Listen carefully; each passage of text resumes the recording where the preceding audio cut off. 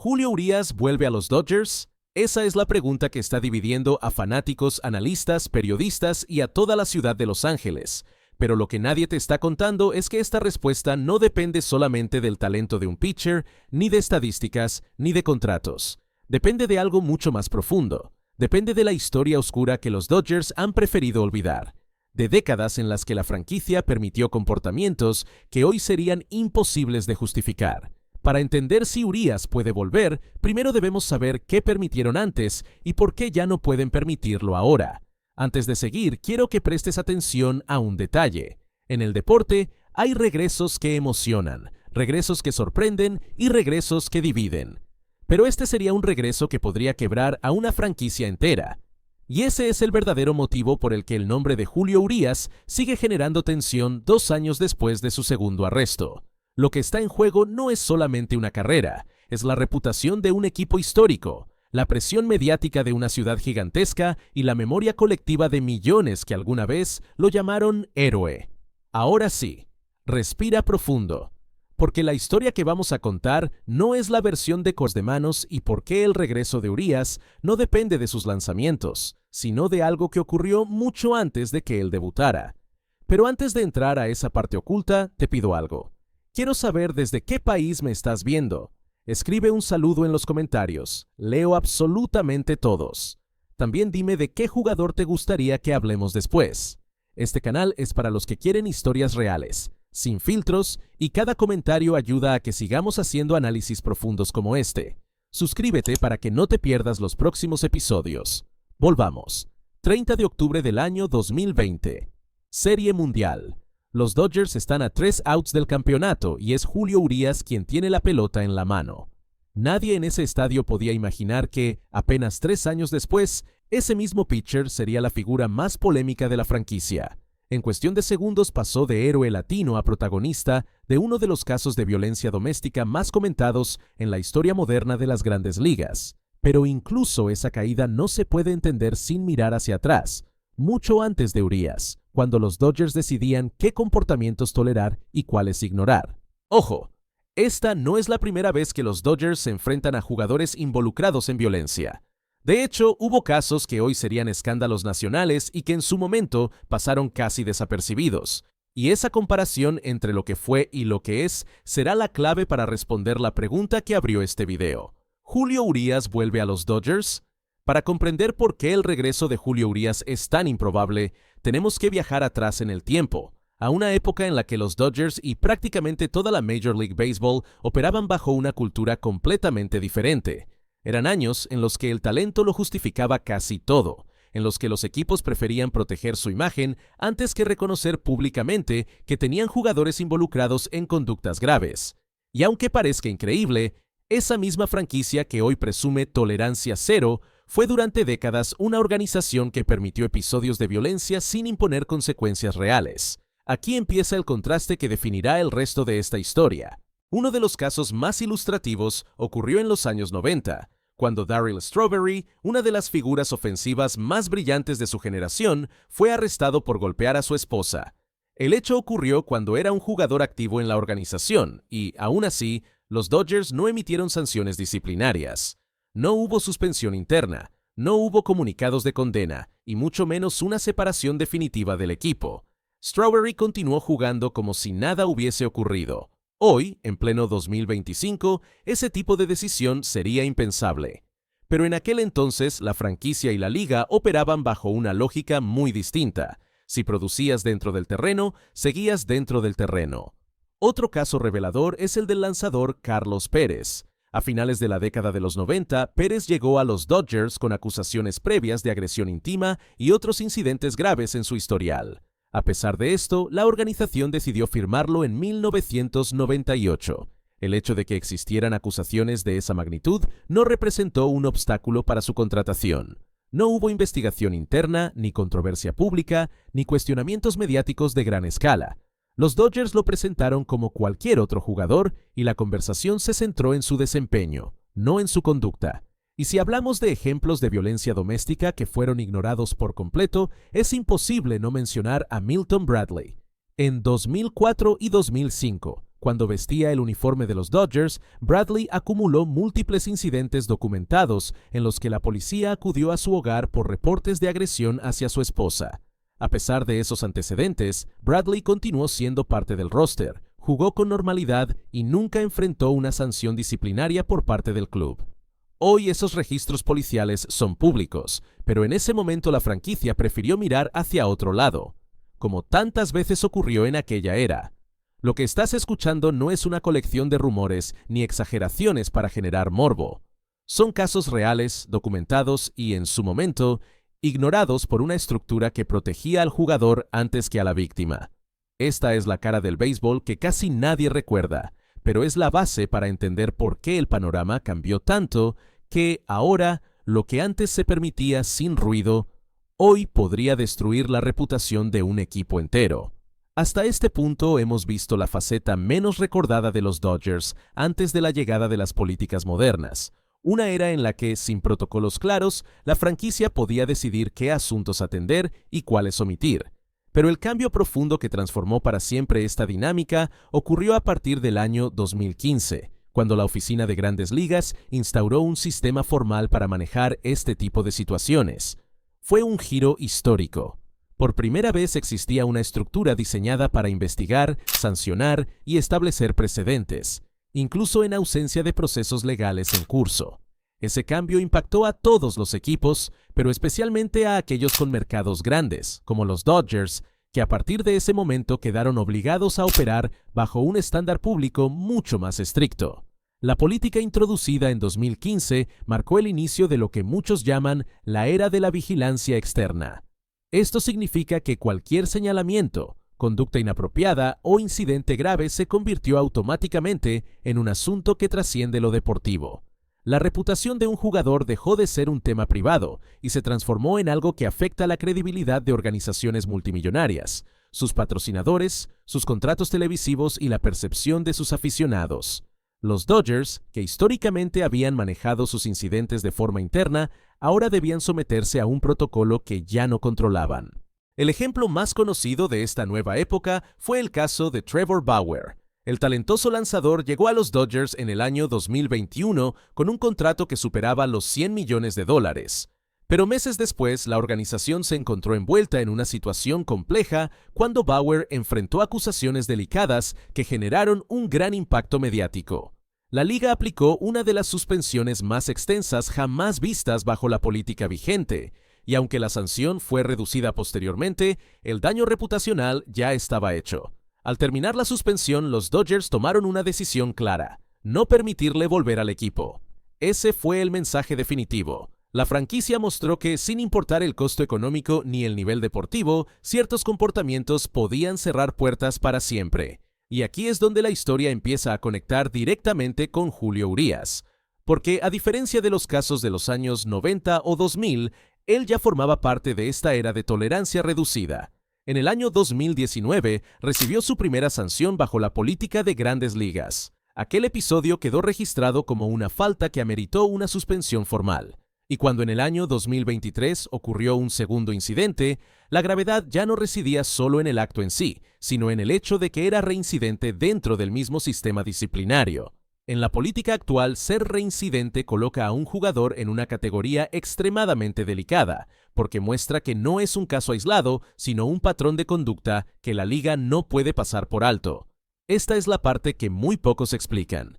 A diferencia de los tiempos pasados, cuando los Dodgers podían manejar todo internamente, hoy la franquicia está obligada a responder a la presión de la liga, de los medios, de grupos comunitarios y de miles de aficionados. En el presente, permitir el regreso de un jugador marcado por 2 sanciones implica abrir un debate público que la institución no está dispuesta a enfrentar. Y por eso la comparación con el pasado no favorece a Urías. Antes tal vez habría continuado. Hoy la realidad es diferente. Para entender por qué la organización de Los Ángeles no puede abrirle nuevamente la puerta a Julio Urías, debemos analizar cómo ha cambiado la relación entre un equipo y su entorno social. Los Dodgers no son solamente una franquicia de béisbol, son una institución cultural que representa a una de las ciudades más diversas del mundo. Lo que antes se manejaba en silencio dentro de las oficinas, ahora se discute públicamente en todos los rincones de la ciudad. en los programas de radio, en debates deportivos, en redes sociales y en cualquier espacio donde el béisbol se convierta en conversación colectiva. Durante décadas, la reputación de un equipo dependía casi exclusivamente de sus resultados deportivos, pero en la segunda década del siglo XXI, la situación cambió por completo. El comportamiento de los jugadores fuera del terreno comenzó a tener un peso equivalente, incluso superior, al rendimiento dentro del diamante. Con contratos televisivos que superan cifras multimillonarias, acuerdos con corporaciones globales, fundaciones comunitarias y programas sociales, la imagen de la franquicia se convirtió en un recurso que debía protegerse a toda costa. Cualquier incidente que amenazara esa imagen podía tener consecuencias financieras y sociales profundas. La comunidad latina, que ha sido un pilar para los Dodgers desde la época de Fernando Valenzuela, juega un papel central en esta transformación. Cuando Julio Urías se convirtió en figura destacada, su presencia representó algo más que talento. Representó identidad. Representó un punto de conexión emocional entre el equipo y una enorme base de aficionados que se reconocían en él. Esa misma identificación, sin embargo, se volvió un arma de doble filo. Cuando ocurrieron los señalamientos graves en 2023, la conversación dejó de ser deportiva y pasó a ser moral. Miles de fanáticos se sintieron decepcionados, otros pidieron paciencia y muchos más exigieron coherencia por parte de la institución. Aquí surge un punto clave que casi nadie explica. Los Dodgers están atrapados entre dos fuerzas opuestas. Por un lado, existe un grupo de aficionados que recuerda a Urías como el héroe del campeonato del año 2020 y desea verlo lanzar de nuevo con el uniforme azul. Por otro lado, existe una mayoría que reconoce que la franquicia está en una posición donde cualquier decisión equivocada podría generar protestas, pérdidas de patrocinio y un daño duradero en la relación con la ciudad. La institución no solo evalúa al jugador, sino también el efecto que su regreso tendría sobre la percepción pública. Otro elemento que complica el panorama es la postura de los medios locales.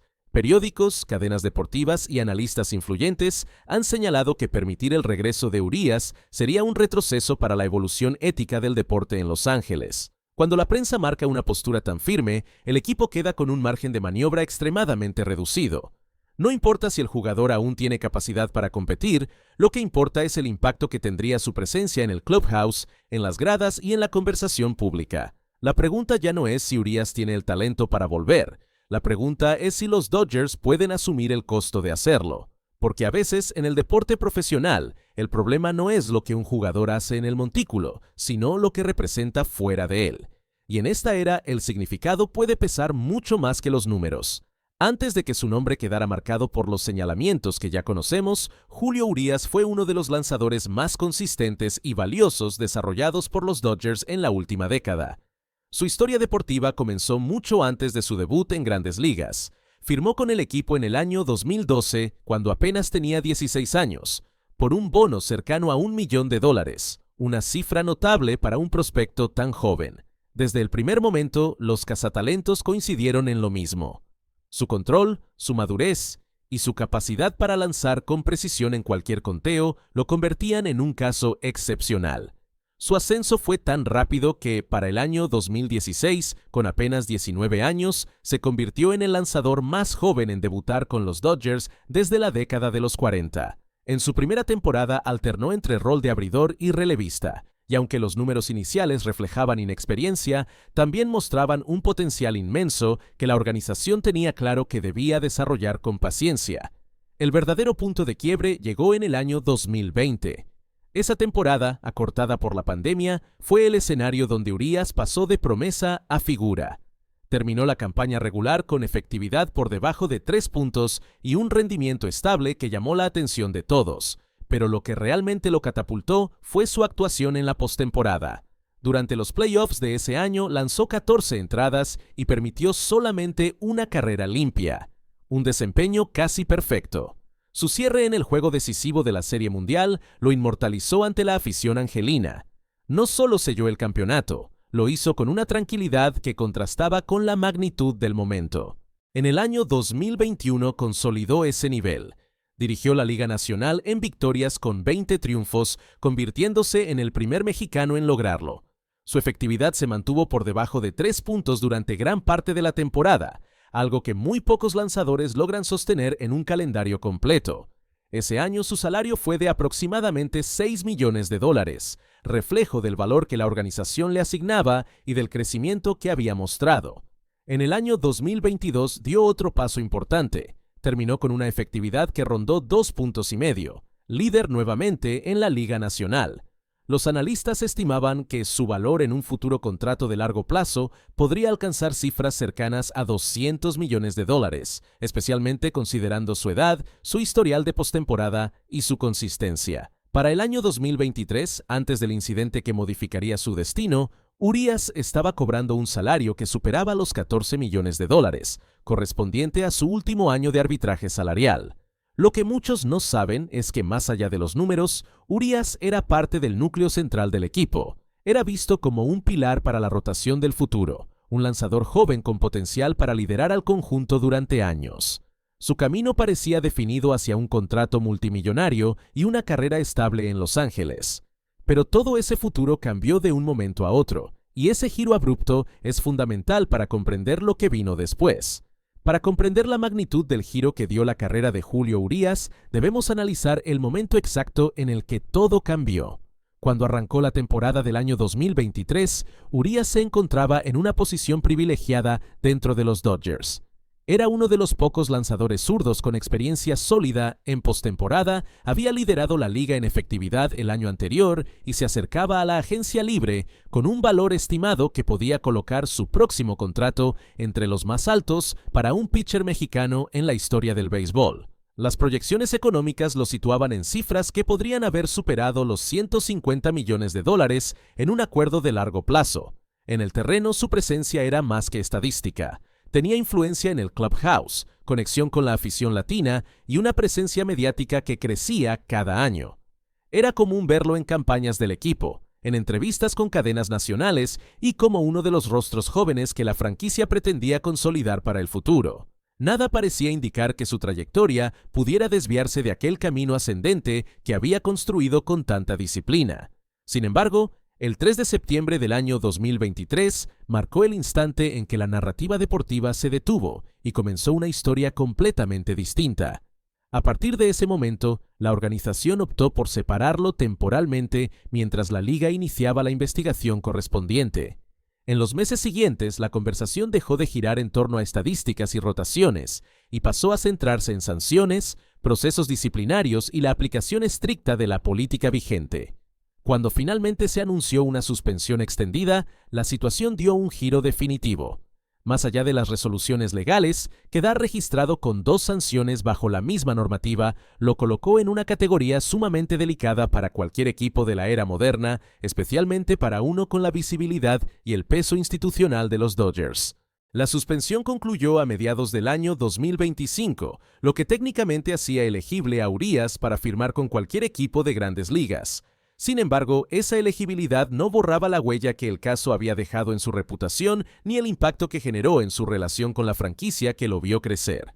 La pregunta que muchos comenzaron a hacerse no era si Urias tenía el talento para regresar, sino si algún equipo estaba dispuesto a asumir la atención mediática, la presión social y el escrutinio constante que acompañarían su retorno.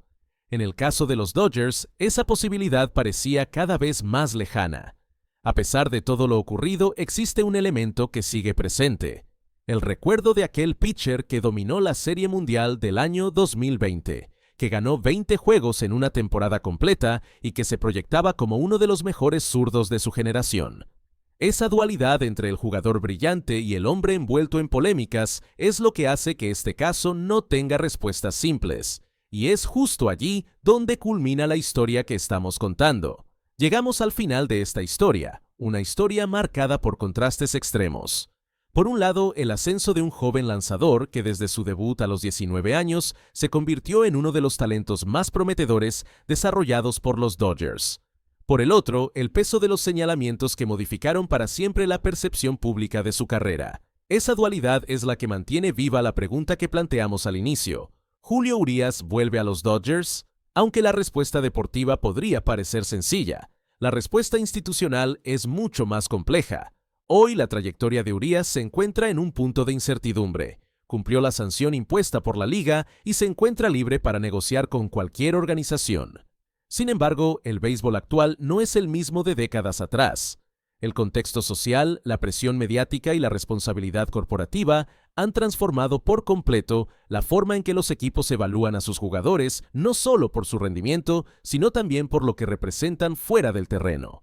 En ese escenario, los Dodgers se encuentran ante una situación en la que cada decisión repercute sobre millones de personas, sobre su imagen internacional y sobre los valores que han decidido promover en los últimos años. A nivel deportivo, el retorno de Urias generaría reflexión entre aficionados y analistas por igual. No se puede negar que su talento podría aportar a cualquier rotación necesitada de un brazo zurdo con experiencia en postemporada.